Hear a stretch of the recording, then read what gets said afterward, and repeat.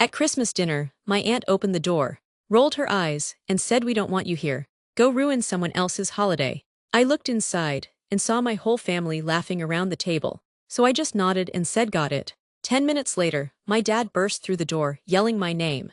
"Hi, my name's Marissa, I'm 27F. And last Christmas was the first time I ever truly understood what it felt like to be the outcast of your own family. Growing up, I was never the loud one. Not the golden child, not the rebel, just the quiet middle daughter who learned to shrink herself in order to keep the peace. My older brother, Ryan, was the family pride. Football scholarships, big personality, charm that made every adult in the room swoon. My younger cousin Haley, straight A's, head cheerleader, perfect curls, and a social calendar packed with brunches and group chats. Me, I was the one who helped clean up, the one who sat in the back seat on every family road trip, the one who brought thoughtful gifts and was told they were too much, the one who listened and was rarely asked about herself in return. For years, I convinced myself it was fine, that not being the center of attention just meant less pressure. But deep down, I felt invisible. And over time, that invisibility turned into quiet pain. I stopped trying to be seen. I showed up when I was expected. I smiled when I was ignored. I let the passive-aggressive comments from my aunt and cousins roll off like I didn't hear them, even when they stung. I was always the one expected to not make a fuss. That year, Christmas was being hosted by Aunt Carolyn, Dad's sister. She's complicated, the kind of woman who says cruel things under the guise of just being honest, and plays the victim every time someone calls her out. She's been icy with me for years, ever since I refused to participate in a baby shower game where we were supposed to guess her weight. Still, it was Christmas, and I tried, I truly did. I spent days picking out thoughtful gifts for everyone, wrapping them carefully, even making little custom name tags. I baked 2 kinds of cookies, bought a fresh pine-scented candle, because Aunt Carolyn always claimed her allergies hated artificial scents, and wore the green sweater Grandma had given me the year before, just so she wouldn't feel like I'd tossed it.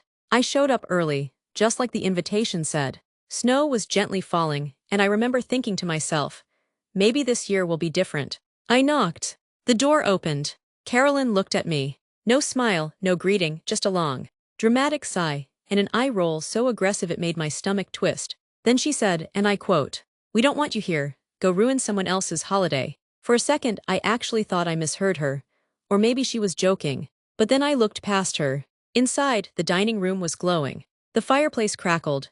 The table was set with the good china. My parents were there, my brother, my cousins, even Grandma, who rarely left the house anymore, all sitting around the table, plates full, wine poured, laughing. Like I didn't exist. Like I hadn't been expected. Like I wasn't missed. Carolyn shifted her weight and added, "You know how you get. Let's not make today about you." And that was it. That was the sentence that cut the deepest. I didn't say a word.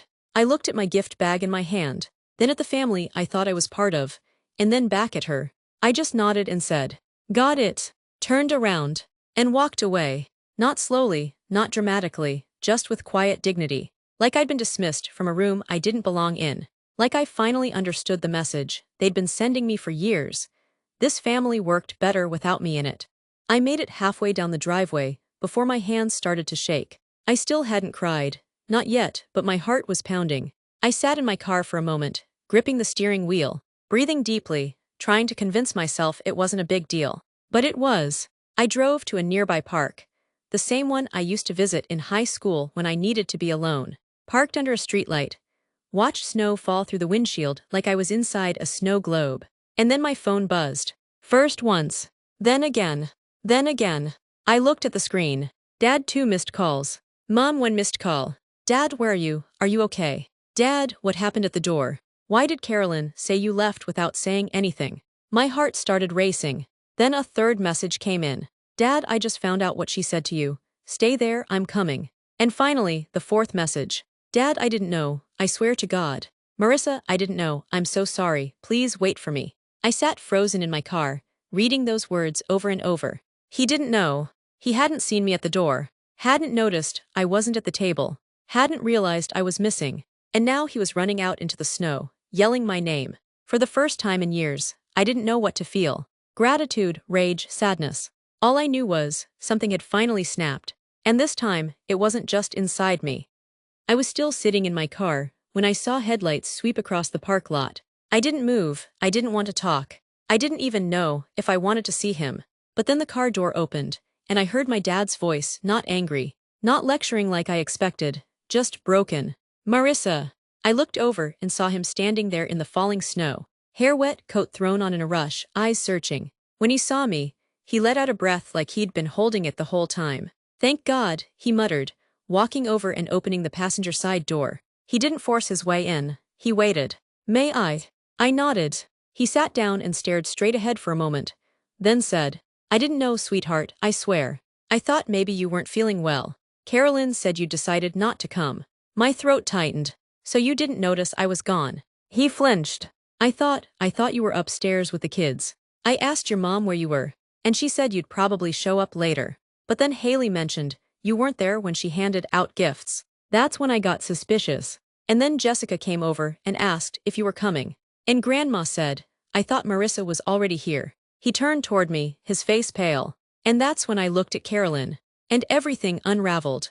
Apparently, Carolyn had explicitly told several people that I said I wasn't coming, that I'd texted her and claimed the family stressed me out, that it was better if I just stayed home. I never sent a text. I never even spoke to her. She fabricated the whole thing. Jessica, bless her heart, didn't buy it. She said I was excited to be there, that I'd been baking cookies and wrapping gifts for days. She asked to see the text Carolyn claimed I'd sent. Carolyn refused.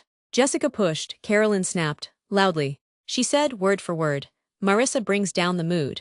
You all know it, I did everyone a favor." That's when Dad stood up from the table, pushed his chair back so hard it fell over. He said the whole room went silent. My mom looked stunned. Ryan asked what was going on. But Dad didn't stop to explain. He stormed outside, realized my car was gone, and started calling me. I sat there, absorbing all of it. And then I asked quietly, "So what now?" He reached into his coat pocket and pulled out something small, one of the gift tags I'd made. It had my name on it, my handwriting, a little snowflake sticker on the corner. Jessica found this on the gift table. Dad said, she said you brought them early. I nodded. I came by the day before, dropped everything off. Carolyn said she'd handle the setup. He looked like he wanted to cry. "I'm so sorry, I let this go on too long. I thought staying out of the drama kept the peace. But all it did was give her permission to keep treating you like you didn't belong." He looked at me, and then said something I'll never forget. "I don't care if it's Christmas. If my daughter's not welcome at that table, I'm not sitting at it." We sat in silence for a while. I let his words sink in. Eventually, we drove back to my place. Just the two of us. No tree, no feast. Just leftover cookies and 2 mugs of cocoa. But for the first time in years, I felt like someone had chosen me.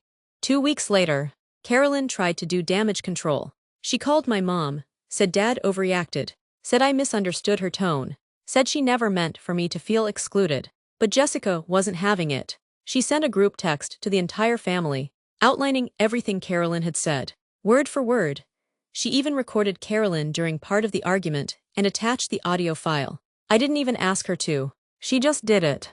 Grandma called me the next day in tears, said she had no idea things had gotten so bad, said she was ashamed she hadn't noticed sooner. Ryan sent me a long, awkward email, not an apology, but something close, said he was reevaluating a lot of things. I didn't reply to any of them, because this wasn't about them anymore. 1 year later, I didn't go to Christmas dinner this year. Instead, I hosted a small gathering at my apartment. Just me, my dad, Jessica, Uncle Tom, and Grandma.